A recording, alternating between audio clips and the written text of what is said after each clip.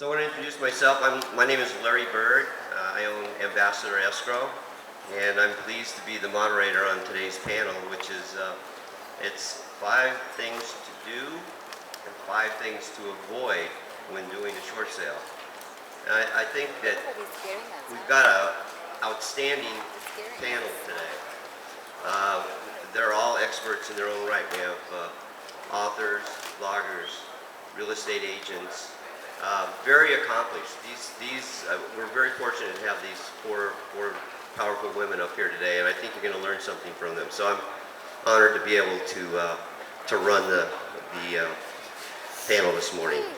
On the panel is Renee Smith, Melissa Zavala, Marie Chung, and Desiree Patno. I think you probably recognize many of the names on today's panel if you've been in the business for a while. As I say, they're all very accomplished.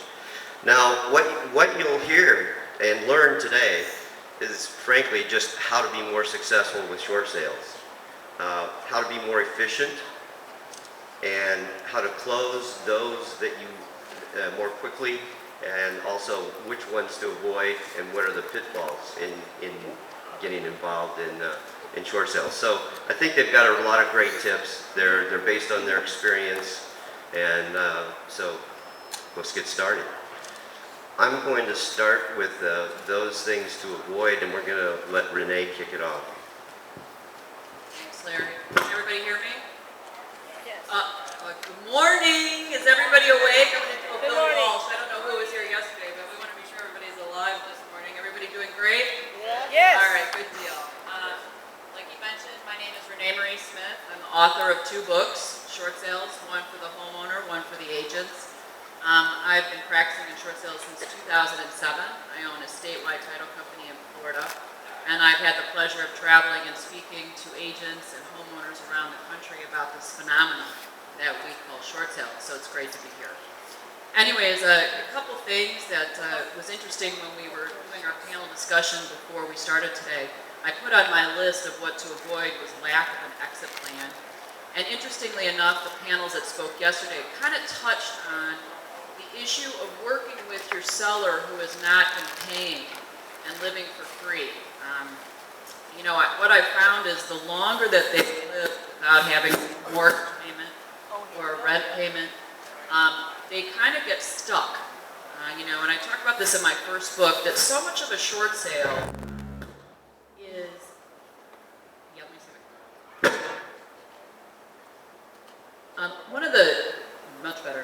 one of the issues with short sales is dealing with the emotional side of it. And, you know, that really wasn't talked about much yesterday, but, you know, when you're working with a homeowner that's facing loss, and regardless of the fact if they're just doing a strategic default, which I know is a dirty word, but to get out of an over-leveraged property, it's still a loss. And there's something that you have to address as an agent when you're working with these type of homeowners. It's different than a traditional sale or an REO. That being the case, make sure when you sit down from the very beginning, and I know that Steve Hawks mentioned this yesterday, you know, whether their plan is to live in that house for 2 years for free in order to get money together to move their family on, or they want to get out of here in 90 days, you need to know that as an agent. Doesn't mean you don't take the listing, but it's how you approach it. And it's also something that you need to share with your buyer. You know, buyer fatigue is a big issue. You know, nobody wants to get through 6 months of processing a short sale and lose their buyer the week before because he's put multiple offers in on homes all over and went with the first one that closed. We've all had that happen. And, you know, I've come to so many instances where we get the approval and for some reason the seller was just not prepared that it was ever going to arrive. You know, and you have a cash buyer who's been waiting for 6 months and the first thing he wants to do is close as soon as the title work is done. So, you know, it's something that I really encourage you to be very upfront with. And, you know, obviously, again, if they need to live for a period of time in order to save money, because there is no guarantee that they'll get a seller incentive, this is definitely something that you need to discuss with all parties at the very beginning. Because you don't want the buyer being upset when you get an approval and they find out they can't close for 30 days because the seller needs to make arrangements. The other thing I think that you really need to avoid, and, you know, going back to this idea that homeowners, there's an emotional side to what we do with this. I had the pleasure of speaking on a panel in Chicago with Wells Fargo, Chase, and Bank of America. And Chase said that in their default program that they average contacting a short sale homeowner who's in default approximately 111 times prior to foreclosure. That's massive. Now, think about everybody else they're getting phone calls from, attorneys soliciting bankruptcy or I'll help you, whatever. What happens is they kind of just go into like a blocked zone where they're ignoring almost everything, okay? When you begin processing a short sale and you have submitted the paperwork to the bank, it's very important that you emphasize with your client to open bank correspondence.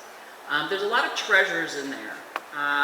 Sometimes it may be the second decides to arbitrarily reduce. I've seen that happen. You may also find out that God forbid, there's a foreclosure sale. A lot of homeowners, because they've been tossing out the mail for so many months, no longer have a clue as to where they are in the process.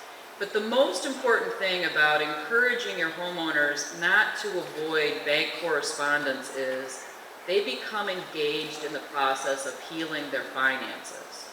It gives them something to do in the short sale. What happens, and I'm sure, all of us in here have processed or touched a short sale at some point, and you've gotten the phone calls or emails going, what's going on with the short sale? Okay? If you give your seller a quote-unquote job, okay, your job is to watch all the mail the bank sends to you. Two things happen there. One, you've empowered them to participate in the process with you. They also know what's going on because the banks have become very attuned at sending out letters. Now, I will say it's very frustrating because the snail mail tends to be slower. If you're processing, you're calling like my office every 48 hours on the file. So we're very aware if something needs to be updated or like a zip code needs to be added to the contract, et cetera, and so forth. So when they get the letter, but it's much better for them to email me the letter that they've gotten and me to respond, oh, good news is we've already solved that problem. So, if I can encourage two things. One, talk to your seller actively about getting a plan to move out, and also for them to actively participate in the short sale with you by reading the bank correspondence.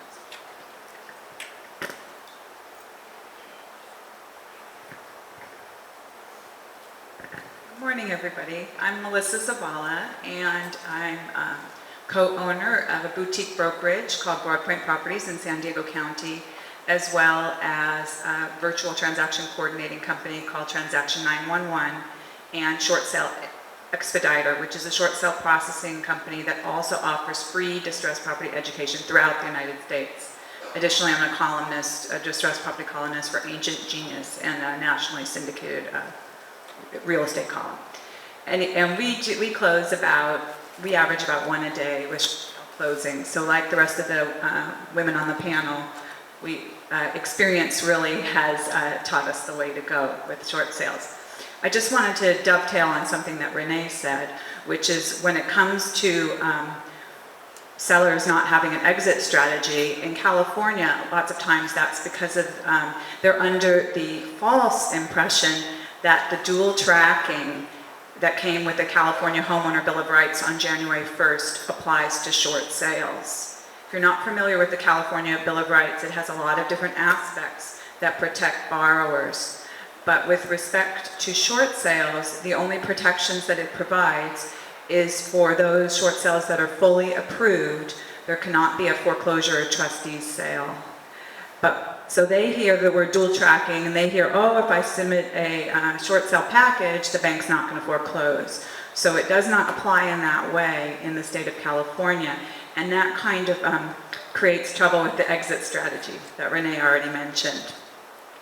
The 5 things that I touched on or thought that really should be avoided with respect to short sales are HOAs. High HOA is a huge, HOAs in general are like a total deal killer for a bunch of different reasons. First of all, if the seller stopped paying the HOA, short sale lenders, particularly in the state of California, often do not like to cover the HOA, or if they do, they might want to throw a bump like $500 or $1,000 towards unpaid HOA balance, which assessments could be huge. There could be a lien on the property.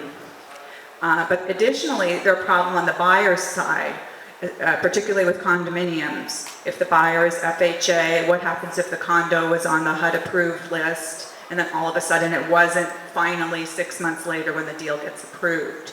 So I would encourage you to have a heart-to-heart with your sellers when taking the listing and urge them to continue at all costs, pun I guess intended, to pay the HOA. And also be very aware of the kind of buyer that you're helping your seller select on the short sale so that the buyer still qualifies to purchase the property when you get the short sale approval. The second thing that I found is that, and I encourage you to do, is order your title report early and open that envelope when it comes to your office. I always see agents, they've got stacks like this. You've got to open it, you've got to see what kind of liens are on the property, you've got to make sure that your seller did tell you that they have 3 mortgages, maybe they only told you about 2, because if it's a short sale, you've got to be working with all the lenders, right? Okay. And then there's also other kinds of liens that maybe are against the individual and not the property. So those could be like child support liens, IRS tax liens, state franchise tax board liens, revenue recovery, abstractive judgment, credit card, hospital bills, all sorts of stuff that could be against the individual that needs to be paid off in order to close the transaction. So if you can have your title company run that report early on the sellers who are on title, then you'll know what you're up against. Because what if, and I hope this doesn't happen, but what if the seller owes $200,000 to his ex-wife and child support, and that comes up 5 days before closing? You're not going to be able to close. But if you talk with him about it at the beginning, you have a plan. Either he's going to make some negative, disparaging remark against his ex, and you're going to be like, oh, I'm doomed if he's not going to pay it off, because the deal won't close, so why bother even going that route? Or maybe he just has this piece of paper and it just wasn't recorded properly, and in like the snap of a finger you could fix that problem. So definitely be proactive with that. And then I guess another thing would be just to be wary that some short sale lenders in the second position really are looking for a very high amount to release their lien in a half a short sale. So, home affordable foreclosure alternatives, generally they're giving $8,500 to the second lien holder, but there are some banks that want $40,000, $50,000, $60,000, and that makes it super challenging to figure, where's this money coming from? Is the first lien holder going to permit a contribution to the second? There are all sorts of issues that come into play. So just get to know the lenders, learn which ones are a little bit tougher so that you can kind of discuss that with your seller before you get really deeply involved in the process. And then, of course, there are certain cues that you want to pay attention to when you meet a new seller. How many lawyers have they contacted before they contacted you? How much fraud do they think was perpetrated on them by their previous real estate agent? And just, you want to preserve your license, and you want to work with people that are going to really appreciate the time and energy that you put into helping them out of this difficult situation. And so just be aware of those cues, and don't get involved with, people that you're going to end up, not getting along with later on. And it's just to dovetail on that really briefly, unmotivated sellers, so those that don't want to do a lot of showings on the property, or they have a tenant in there, have not arranged with the tenant, for you to have access to show the property, or they do not want to produce documents because they don't want the bank to see their tax return. They're really going to corrupt your short sale, so you would definitely want to avoid people like that. All right, good morning, everyone. My name is Marie Chung with Modern Realty and Modern Estates.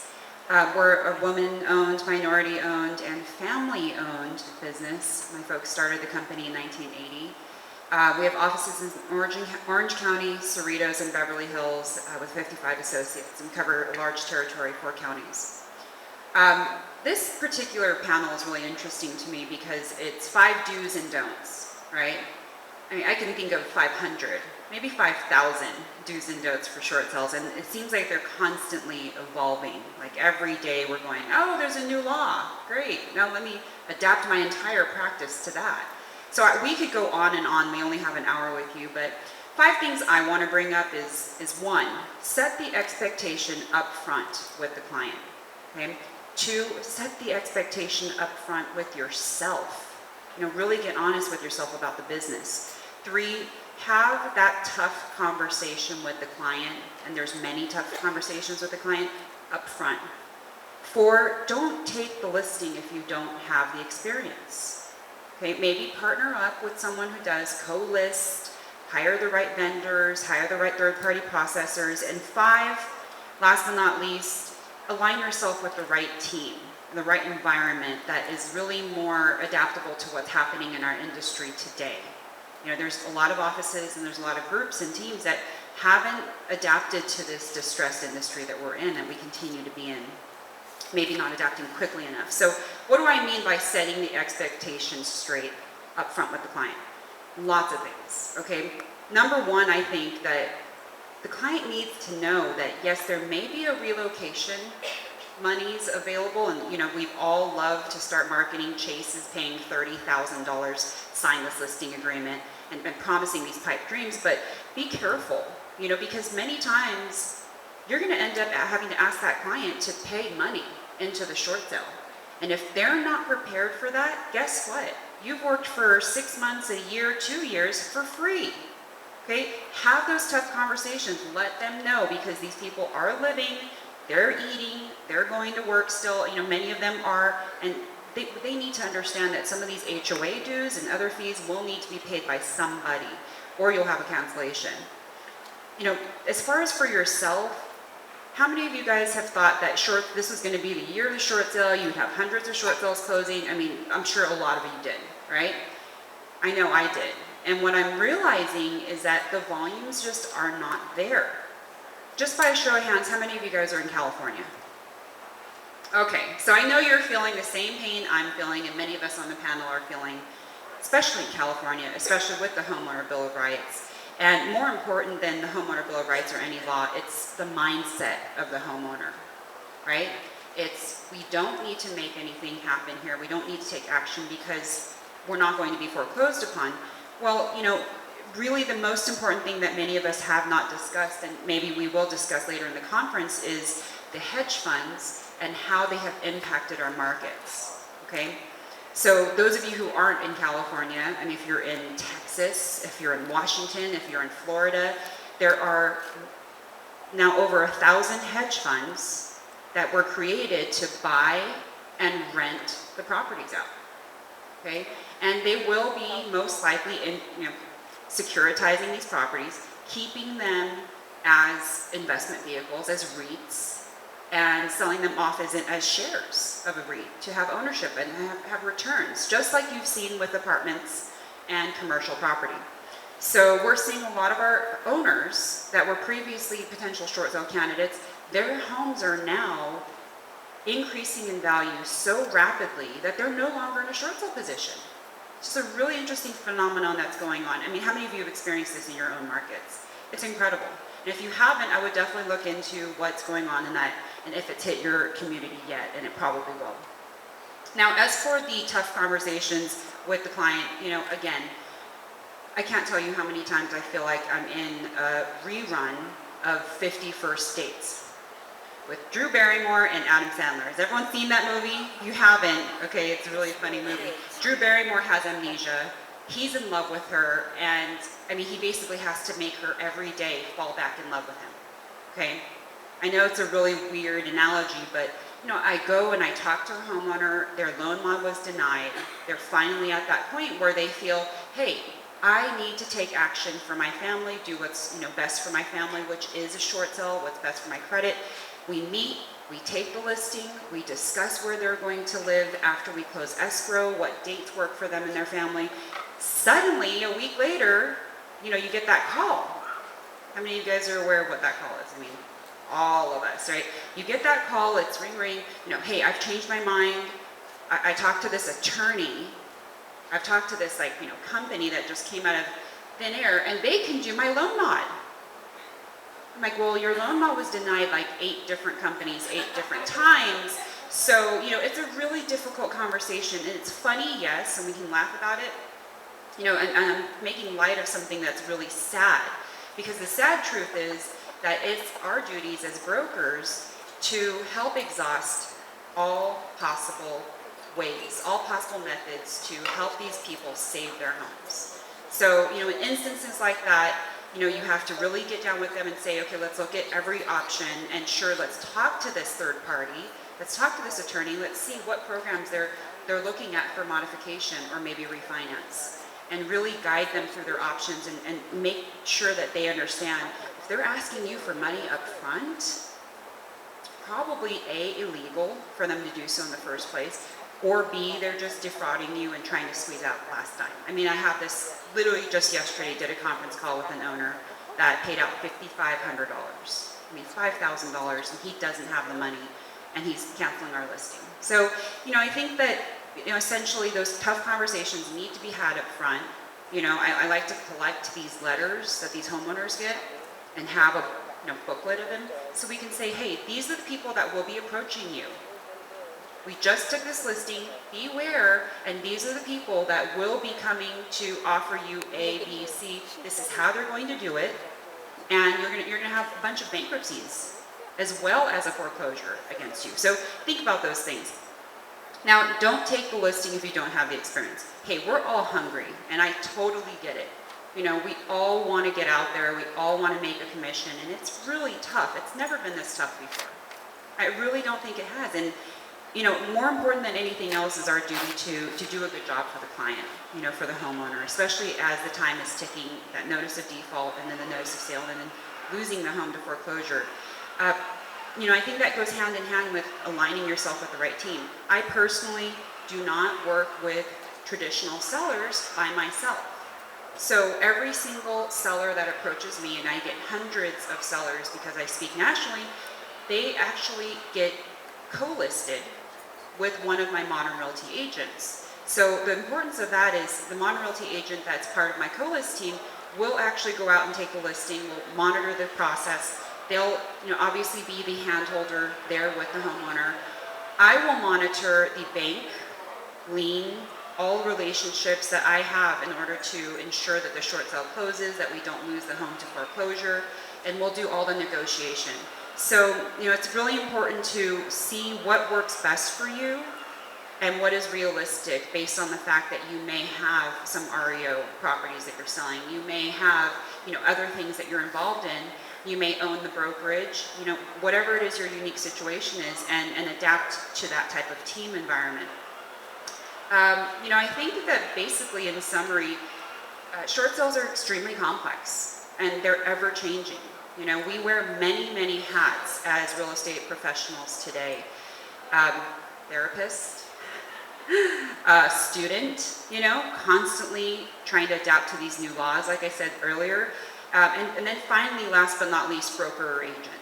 Okay, so, I think being here is a great step. It's a great conference. I'm really excited to be able to share at least a few tidbits, and thank you for having me.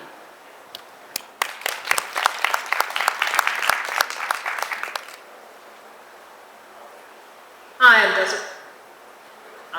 All woke up, right? I'm Desiree Patno. I've been licensed since 1991, and I own my own brokerage, Desiree Patno Enterprises, Inc. And I started.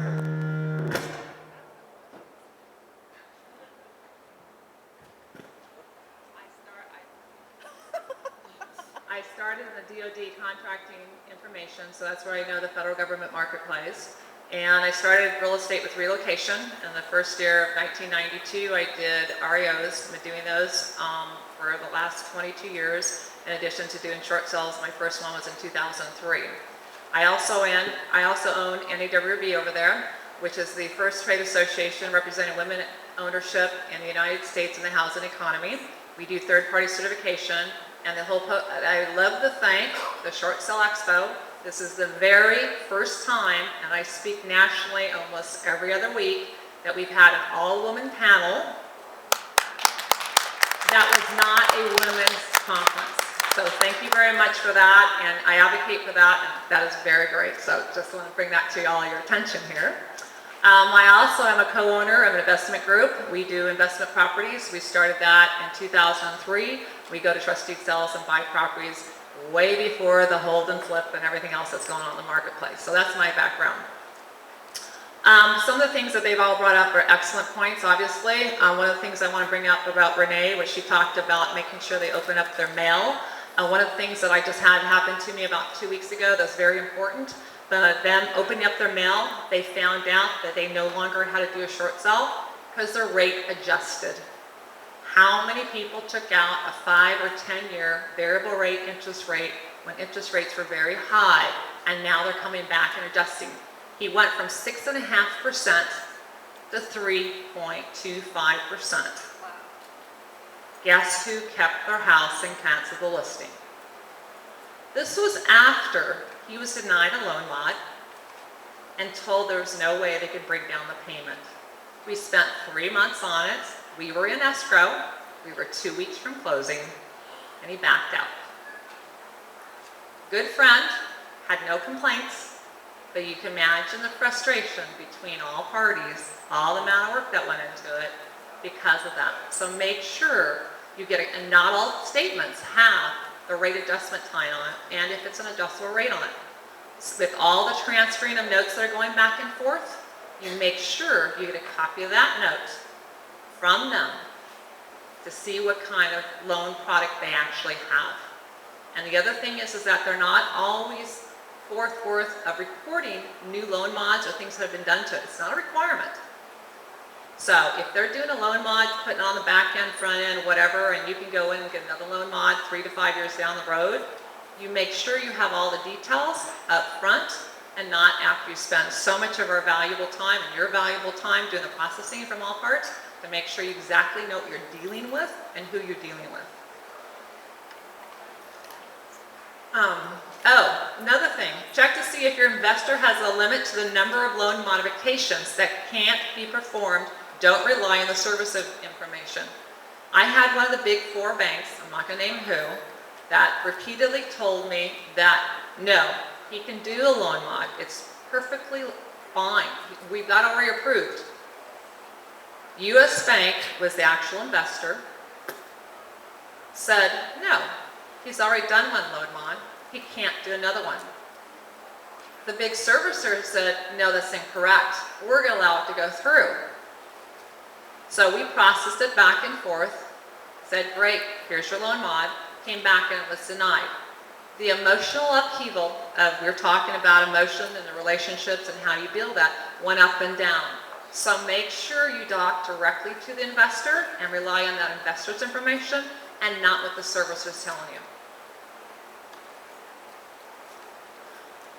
The other thing I have applied through all my REOs and relocation days, if the property's being financed, I never rely on the agent, the mortgage broker, the loan officer information regarding whether that property or that borrower is going to be approved. I make sure that I talk to the higher up echelon within that organization for that loan officer to make sure there's absolutely no reason that buyer's going to fall out. At the time we accept the offer, understand the terms can change, but I make sure that loan officer signs off after I have talked directly to them, make sure that they're underwritten properly and have a DU underwriting and not just a pre-approval letter, that I make sure that they understand if anything changes with that buyer between the selling broker and the buyer and the loan officer, they sign off. If there's any material change to their finances or issue that they can't afford to buy this house, that they notify me within 24 hours. That way you know you have a deal and you don't have a deal during the course of the action. Other thing is also qualifying the property. We all can work so hard to get that loan processed, to get the short sale approved, and we're getting ready to close, and the underwriter comes back and says, oh, well, on your ABID you wrote down, or you say that the appraiser has a condition with it, who's paying for it? So know your product. Just as much as we're saying, hey, the note has to be signed off and all the lien holders on it, the HOAs have to be paid current, the buyer has to make sure we have loan, we have money. we've got to make sure that property will qualify for a loan if you're accepting a loan and not a cash buyer or investor that can fly it back and forth all day long and really not have the money when they get ready to close because they've allocated it to 50 houses at the same time, as we all have had that happen, and I just cancel them all. But anyway, you need to make sure that that property, you have to do your due diligence. You have to make sure, are there any code violations on that property? I know a lot of agents don't check. I'm sorry, I've got to make sure I still have my license at the end of the day. So I call the city, the county, the redevelopment center. Is there any code violations outside this property? Hey seller, did you do any remodifications to the house that we need to notify anyone about? Because I don't want that to be a deal breaker at the end of the day. And hey buyer, if the seller's not going to pay for it, do you have the cash to pay to have this redone before we go into escrow? Otherwise, I'm going to take the next deal and I'm going to document it. Because if you all have multiple offers on every deal you have, we got to take the one that makes sense and is fully documented.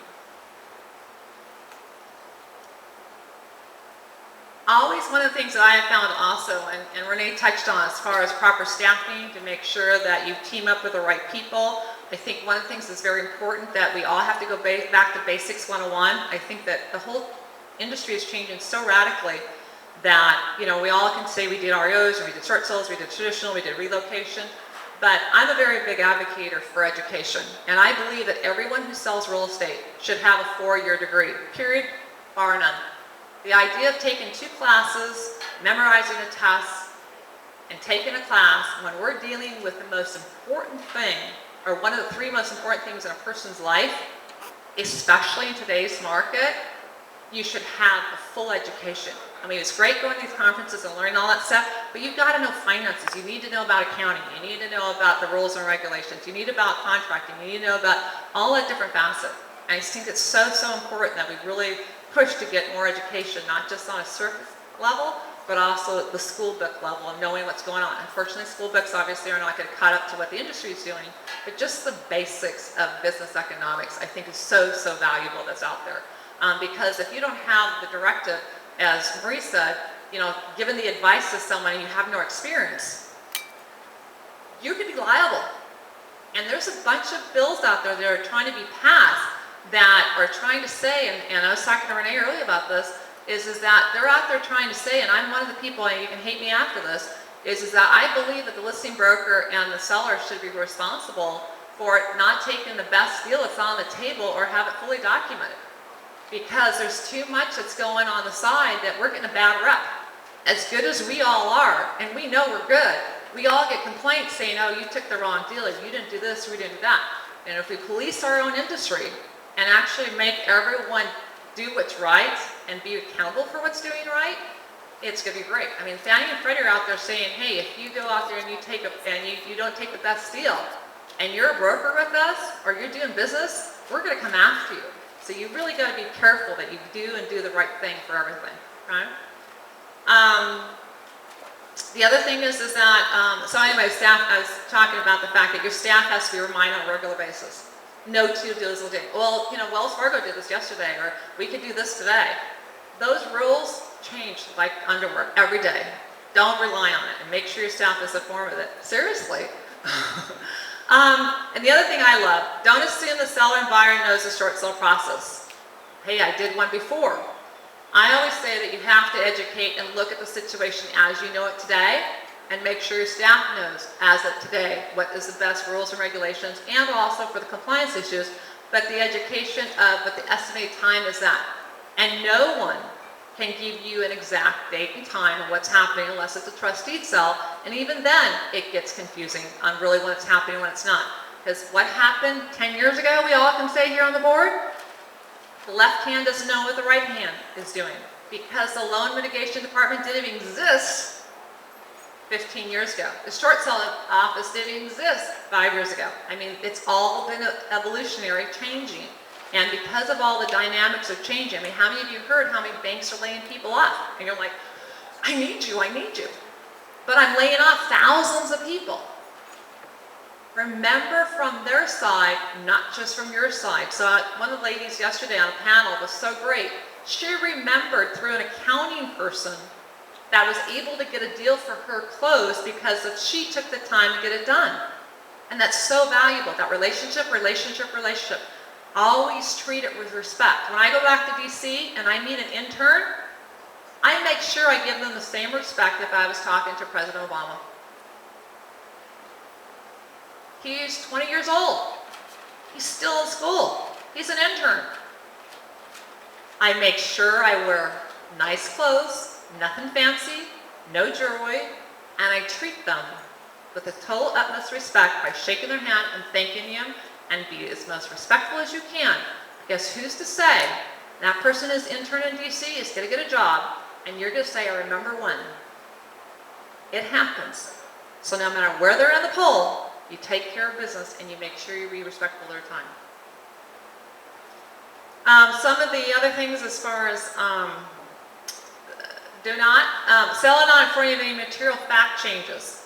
Someone made a comment yesterday saying that the only difference between selling a short sale and a traditional normal real estate transaction is the deficiency judgments. And that is so true. Just like REOs, just like relocation, you have to disclose, and I am such an advocate that if anything changes to that property, to that buyer, to that seller, everyone needs to know within 24 hours. Don't wait after the fact. I mean, we do REOs a lot, and we at the end of the day have to sit there and say, oh, the buyer's changed their name. The seller will cancel. Well, the good thing is in short sales, it's not something that the seller can say it's okay, you know, the name, we're adding another buyer on it to whatever. But those same skill sets that we've learned, we've got to transcend that into the short sale business because they were there and we proved how they are effective to us to make sure that the same checklist that we give out on whatever business we came from, we apply that to the short sale to make sure you change, you can't qualify, you have a thing that, oh, I had to sell my car, I had to co-sign for someone. Whatever that change is, oh, I had a major water leak in the house and it flooded 3 weeks ago and, it took 6 months for the short sale and now I have water discoloration in my house. That's a big deal. Those things are the things that I always have a sign off to make sure we keep it all consistent. Okay, I saw somebody making a few notes, so I'm going to give you a second round at it, but I want to ask a couple of quick questions. There was some talk, I know at the conference here about, the future of short sales and, what's the outlook and we're rather California-centric with regard to the attendance here and even the panel, probably with the exception of Renee, who, is in the Florida market as well. So I'd just like to get your opinion looking beyond California because we know that, home values are local and they very, very different situation as you go across the country. Well, again, because I've had the pleasure of speaking on panels around the country and have a national view of what's going on, and I know there are some people that are doing real estate transactions outside of California.